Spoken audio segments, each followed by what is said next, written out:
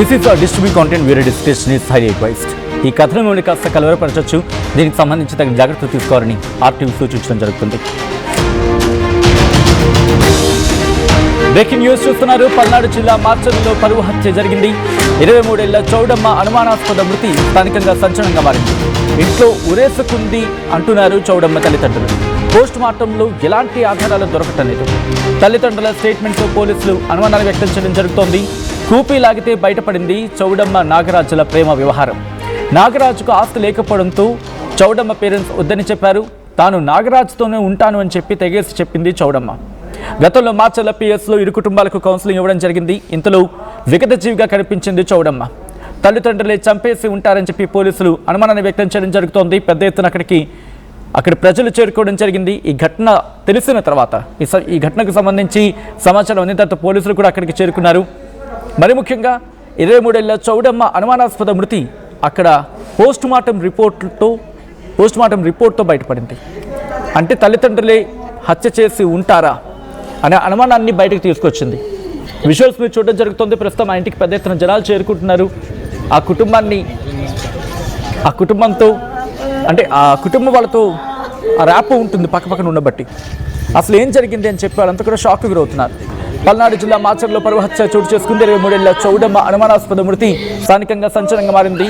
ఇంట్లో బలవన్మరణానికి పాల్పడి ఉంటుంది అంటూ తల్లిదండ్రులు చెప్పుకొచ్చారు. బలవన్మరణానికి పాల్పడిందని చెప్పి ఒక్కసారిగా ఇంట్లో విషాదం నెలకొంది. అసలు ఏం జరిగింది డీటెయిల్గా మాట్లాడుకునే ప్రయత్నం చేద్దాం. ఈ అంశానికి సంబంధించి పూర్తి సమాచారం అందించేందుకు సాయి సిద్ధంగా ఉన్నారు. సాయి దగ్గరికి వెళ్ళే ప్రయత్నం చేద్దాం. సాయి, అసలు ఏం జరిగింది, ఎన్ని గంటలకు ఈ ఘటన చోటు చేసుకుంది? అట్ ద సేమ్ టైం తల్లిదండ్రుల పాత్ర పోలీసుల అనుమానమైనా లేకపోతే కన్ఫర్మేషన్కి ఏమైనా రావడం జరిగిందా? ఇది మార్చి 18వ తారీఖు ఆమె ఉరి వేసుకుని చనిపోవడం జరిగింది. చౌడమ్మ అనేటటువంటి యువతి మార్చర్ల నియోజకవర్గంలో. అయితే అప్పుడు అదంతా కూడా ఆత్మహత్యగా జరిగింది. దానిని కేసు కూడా నమోదు చేశారు. దానికి సంబంధించినటువంటి ప్రక్రియ ఏదైతే ఉందో అదంతా పూర్తయింది. అయితే పోలీసులు అనేక సార్లు ఈ కేసుకు సంబంధించినటువంటి విచారణ చేపడుతున్నటువంటి నేపథ్యంలో ఆత్మహత్యకు సంబంధించినటువంటి క్లూస్ ఎక్కడా కూడా వాళ్ళకి ట్రేస్ అయినటువంటి పరిస్థితి లేదు. అసలు ఎందుకు ఆత్మహత్య చేసుకోవాలంటే ఏదో రీజన్లు ఉండాలి, అనేక రకాలుగా ఉండాలి. ఇంకోటి చేసుకునేటటువంటి విధానానికి సంబంధించిన వల్ల బయటికి రావాల్సినటువంటి పరిస్థితులు ఉంటాయి. కానీ వాళ్ళకి ఎక్కడా కూడా అది నిర్ధారణ అయినటువంటి పరిస్థితి లేదు. దాంతోపాటు పోస్ట్ మార్టం రిపోర్ట్ కోసం కూడా వెయిట్ చేశారు. పోస్ట్ మార్టం రిపోర్ట్లో కూడా ఆత్మహత్య అనేటటువంటి అంశానికి సంబంధించి నిర్ధారణ అయినటువంటి పరిస్థితులు లేవు. దీంతో పోలీసులు వాళ్ళకి ఎలాంటి ఆధారాలు లభించకపోవడంతో మళ్ళీ తల్లిదండ్రులనే పిలిచి వాళ్ళు మాట్లాడేటటువంటి ప్రయత్నం చేయడం జరిగింది.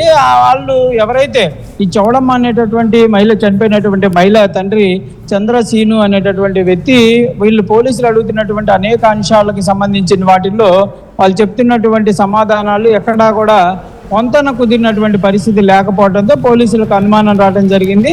పూర్తి స్థాయిలో విచారణ చేపడితే దీనికి సంబంధించి చౌడమ్మ అనేటటువంటి యువత ఎవరైతే ఉందో ఆ అమ్మాయి ఒక యువకుడిని, అంటే సేమ్ సామాజిక వర్గం అయినప్పటికీ కూడా వాళ్ళు ఆర్థికంగా వీళ్ళకంటే కూడా చాలా వెనుకబడినటువంటి వాళ్ళుగా తెలుస్తున్నటువంటి పరిస్థితి ఉంది. దీంతోనే తల్లిదండ్రులు ఈ అంశాల్లో అనేక సార్లు వ్యతిరేకించడం జరిగింది. వాళ్ళు ప్రేమ వివాహం చేసుకున్నప్పటికీ కూడా ఆ అబ్బాయితో ఉండొద్దు, వచ్చేయమనే విధంగా కూడా వీళ్ళే ఒత్తిడి చేసినటువంటి పరిస్థితి ఉందనే విధంగా కూడా తెలుస్తున్నటువంటి పరిస్థితి ఉంది. అయితే దీంతో ఆ కోణంలో పోలీసులు ప్రస్తుతం విచారణ చేపట్టారు. ప్రస్తుతానికైతే పూర్తి స్థాయిలో, అంటే ఇది పరువు హత్యకు సంబంధించినటువంటి అంశాలు అనేది పూర్తి స్థాయిలో ఇంకా నిర్ధారణ కాకపోయినప్పటికీ కూడా పోలీసులు ప్రస్తుతం అయితే ఆ తండ్రిని అదుపులోకి తీసుకున్నారు.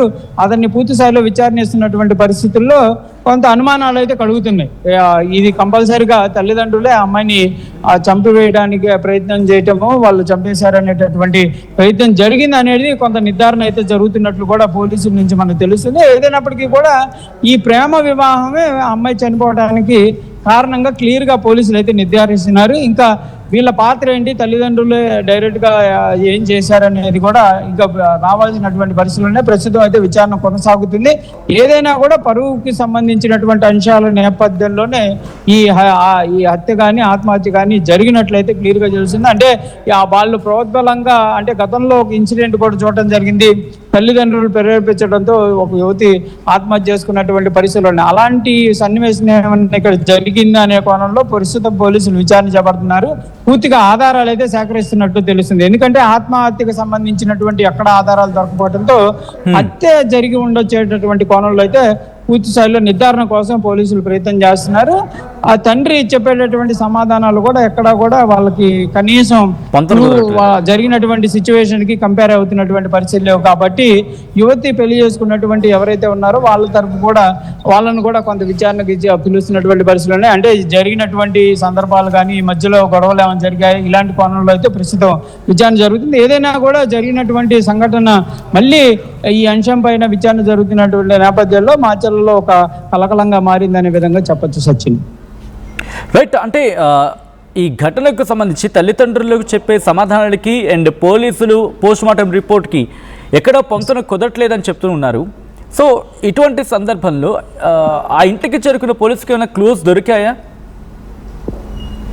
అంటే ఆత్మహత్యగా ఫస్ట్ కేసు నమోదు చేశారు కాబట్టి వాళ్ళు ఆ వేలోనే ట్రై చేశారు. అంటే ఎందుకు జరిగింది, ఈ అమ్మాయి ఏమన్నా సూసైడ్ లెటర్ రాయడం జరిగిందా, లేకపోతే ఎవరితో లాస్ట్ కాల్ ఎవరితో మాట్లాడింది, ఎవరితో మాట్లాడటం జరిగింది, ఆత్మహత్య గల కారణాలు ఏంటనేది ఫస్ట్ లో విచారణ చేపట్టారు. దాంతోపాటు రిపోర్ట్ కూడా వచ్చిందని చెప్తున్నారు పోలీసులు.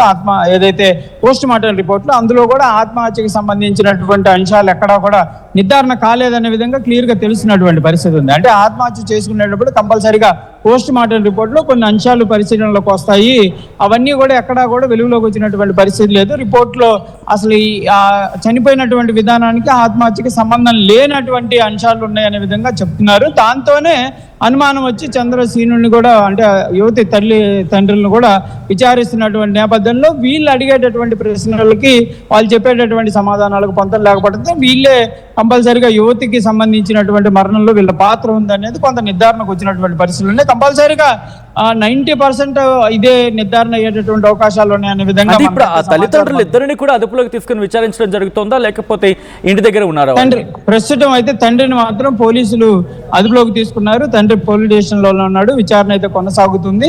కంపల్సరిగా ఈ రోజు దానికి సంబంధించినటువంటి అంశం పైన ఒక క్లారిటీ వచ్చేటటువంటి అవకాశాలు ఉన్నాయి. నిన్న మధ్యాహ్నం నుంచి ఆయన విచారణ చేపడుతున్నట్టు తెలుస్తుంది. అంటే ఈ కేసుకి సంబంధించి దర్యాప్తులో అనేక సార్లు కూడా వాళ్ళని కలవడం జరిగింది. వాళ్ళ దగ్గర నుంచి కొంత ప్రాథమిక విచారణకి సంబంధించినటువంటి అంశాలు తీసుకున్నా కూడా వాళ్ళకి పోలీసులకు ఎక్కడో అనుమానం వచ్చినటువంటి పరిస్థితులు. కాకపోతే పోస్ట్ మార్టం రిపోర్ట్ రావాలి కాబట్టి వెయిట్ చేశారు. పోస్ట్ మార్టం రిపోర్ట్ రావడంతో ప్రస్తుతం నిర్ధారించుకుంటున్నటువంటి పరిస్థితులు కనిపిస్తున్నాయి. ఏదైనా పోలీసులు అనుమానం వ్యక్తం చేస్తున్నటువంటి పరిస్థితులు ఏవైతే పరువు హత్యకి సంబంధించినటువంటి అంశాలు ఉన్నాయో అయ్యే జరిగేటటువంటి పరిస్థితి ఉన్నట్లు కూడా తెలుస్తుంది Sachin. Right Sai, thanks for update. మొత్తంగా అయితే మాత్రం పల్నాడు జిల్లా మాచర్లలో పరువు హత్య జరిగింది. 23 ఏళ్ల చౌడమ్మ అనుమానాస్పద మృతి స్థానికంగా సంచలనంగా మారింది. ఇంట్లో బలవన్ మరణానికి పాల్పడింది చౌడమ్మ అంటూ చెప్పుకొచ్చారు తల్లిదండ్రులు. పోస్ట్ మార్టంలో